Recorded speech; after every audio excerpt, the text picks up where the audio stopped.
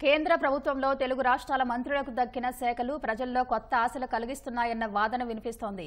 రాష్ట్రంలో పలు ప్రాజెక్టుల్లో ముందడుగు పడే అవకాశం ఉందన్న భావన వ్యక్తమవుతోంది. ఏపీ నుంచి కేంద్ర మంత్రి అయిన రామ్మోహన్ నాయుడుకి పౌర విమానయాన శాఖ దక్కగా గతంలో 2014 నుంచి 18 వరకు అశోక్ గజపతిరాజు ఇదే శాఖను నిర్వహించిన విషయాన్ని అంతా గుర్తు చేసుకుంటున్నారు. ఆయన హయాంలోనే దగదుర్తి, భోగాపురం విమానాశ్రయాలకు బీజం పడింది. ఇందులో కర్నూలు పూర్తయింది. తిరుపతి, విజయవాడ విమానాశ్రయాల విస్తరణ పనులు జరిగాయి. ఆధునీకరించిన తిరుపతి విమానాశ్రయాన్ని ప్రధాని మోదీ ప్రారంభించారు. రాజమండ్రి విమానాశ్రయ విస్తరణ, రాత్రిపూట విమానాల ల్యాండింగ్ సౌకర్య పనులు పూర్తయ్యాయి. హుద్హుద్తో దెబ్బతిన్న విశాఖ విమానాశ్రయ పునర్నిర్మాణ పనులు యుద్ధ ప్రాతిపదికన పూర్తయ్యాయి. కడప విమానాశ్రయం నుంచి ఆర్సీఎస్ ఉడాన్ కింద తక్కువ ధరల్లో విమాన రాకపోకలు ప్రారంభమయ్యాయి. కింజరాపు రామ్మోహన్ నాయుడు కేంద్ర పౌర విమానయాన శాఖ మంత్రిగా నియమితులు కావడంతో రాష్ట్రంలో విమానాశ్రయ అభివృద్ధి ప్రాజెక్టుల దశ మారుతుందని అంచనా వేస్తున్నారు. విజయవాడ విమానాశ్రయ సమీకృత టెర్మినల్ భవన నిర్మాణం వేగం పుంజుకునే అవకాశాలు కనిపిస్తున్నాయి. ఎయిర్పోర్టు అథారిటీ ఆఫ్ ఇండియా 611.80 కోట్లతో చేపట్టిన ఈ టెర్మినల్ భవన నిర్మాణం 40% మాత్రమే పూర్తయింది. రాష్ట్రంలో వైకాపా ప్రభుత్వం నుంచి చొరవ కొరవడమే ఇందుకు ప్రధాన కారణం. 2024 జూన్ కల్లా దీన్ని పూర్తి చేయాలని లక్ష్యంగా పెట్టుకున్నా పెద్ద పురోగతి కనిపించలేదు. మొత్తం ప్రాజెక్టు వ్యయంలో ఇప్పటి వరకు 225 కోట్లు మాత్రమే ఖర్చు పెట్టినట్లు తెలుస్తోంది.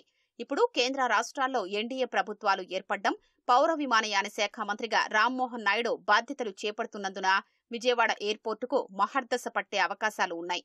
నెల్లూరు జిల్లా దగదర్తిలో విమానాశ్రయం నిర్మించాలని గతంలో చంద్రబాబు ప్రభుత్వం నిర్ణయించింది.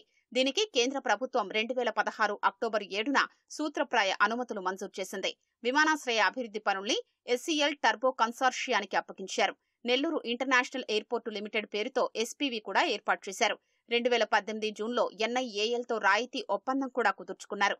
ఆ తర్వాత అధికారంలోకి వచ్చిన జగన్ ప్రభుత్వం మొత్తం ప్రాజెక్టును పక్కన పెట్టేసింది. విమానాశ్రయానికి కేటాయించిన భూముల్ని రద్దు చేసింది. పౌర విమానయాన శాఖ మంత్రిగా రామ్మోహన్ నాయుడు నియమితులైన వేళ ఇప్పుడు ఈ ప్రాజెక్టును ముందుకు తీసుకెళ్లడానికి మార్గం ఏర్పడనుంది. పుట్టపర్తిలో ప్రస్తుతం సత్యసాయి ట్రస్ట్ ఆధ్వర్యంలో ఉన్న విమానాశ్రయాన్ని స్వాధీనం చేసుకుని రాయలసీమ ప్రాంతానికి విమాన సేవల్ని విస్తరించారని, అక్కడ పైలట్ ట్రైనింగ్ సెంటర్ ఏర్పాటు చేయాలని చంద్రబాబు ప్రభుత్వం గతంలో తీసుకున్న నిర్ణయం అమలుకు మార్గం సుగమం కానుంది. హైదరాబాద్లో రాజీవ్ గాంధీ అంతర్జాతీయ విమానాశ్రయం నిర్మించిన అనుభవంతో చంద్రబాబు విశాఖపట్నం భవిష్యత్తు అవసరాల్ని దృష్టిలో ఉంచుకుని 2014లో అధికారంలోకి వచ్చిన వెంటనే విశాఖ, విజయనగరం మధ్య భోగాపురంలో గ్రీన్ఫీల్డ్ ఎయిర్పోర్టు నిర్మించాలని నిర్ణయించారు. అందుకనుగుణంగా వేగంగా పావులు కదిపారు. అప్పట్లో కేంద్ర పౌర విమానయాన శాఖ మంత్రిగా తెదేపా ఎంపీ అశోక్ గజపతిరాజు ఉండడంతో 2016 జనవరిలో స్థల అనుమతులు, అక్టోబర్లో సూత్రప్రాయ అనుమతులు లభించాయి. ప్రభుత్వ, ప్రైవేటు భాగస్వామ్యంతో తలపెట్టిన ఈ ప్రాజెక్టు బాధ్యతల్ని జీఎంఆర్ సంస్థకు అప్పగించారు. రాష్ట్ర ప్రభుత్వం, జీఎంఆర్ మధ్య కుదిరిన ఒప్పందం ప్రకారం ఈ ప్రాజెక్టు తొలి దశను ఏటా 60 లక్షల మంది ప్రయాణికులు రాకపోకలకు వీలుగా నిర్మించనున్నారు.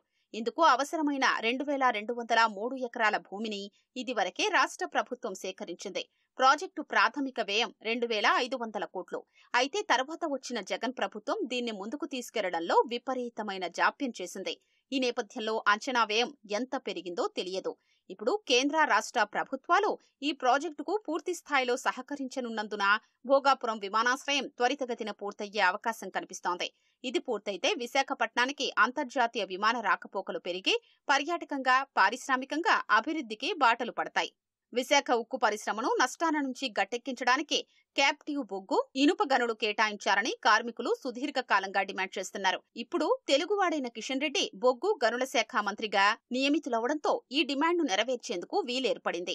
నరసాపురం ఎంపీ శ్రీనివాస వర్మ ఉక్కు శాఖ సహాయ మంత్రిగా నియమితులవడం వల్ల విశాఖ ఉక్కు ప్రైవేటీకరణను అడ్డుకోవడంతో పాటు విభజన చట్టంలో చెప్పినట్లుగా బయ్యారం, కడపల్లో ఉక్కు కర్మాగారాల ఏర్పాటుకు చర్యలు తీసుకోవడానికి వీలవుతుందన్న భావన వ్యక్తమవుతోంది. సహాయ మంత్రిగా బాధ్యతలు చేపట్టిన గుంటూరు ఎంపీ పెమ్మసానికి గ్రామీణాభివృద్ధి, కమ్యూనికేషన్ల శాఖలు అప్పగించడంతో గ్రామీణ ఇళ్ల నిర్మాణం, ఉపాధి హామీ పనులు ఈయన పరిధిలోకొస్తాయి. కాబట్టి రాష్ట్రానికి మేలు జరుగుతుందన్న భావన వ్యక్తమవుతోంది.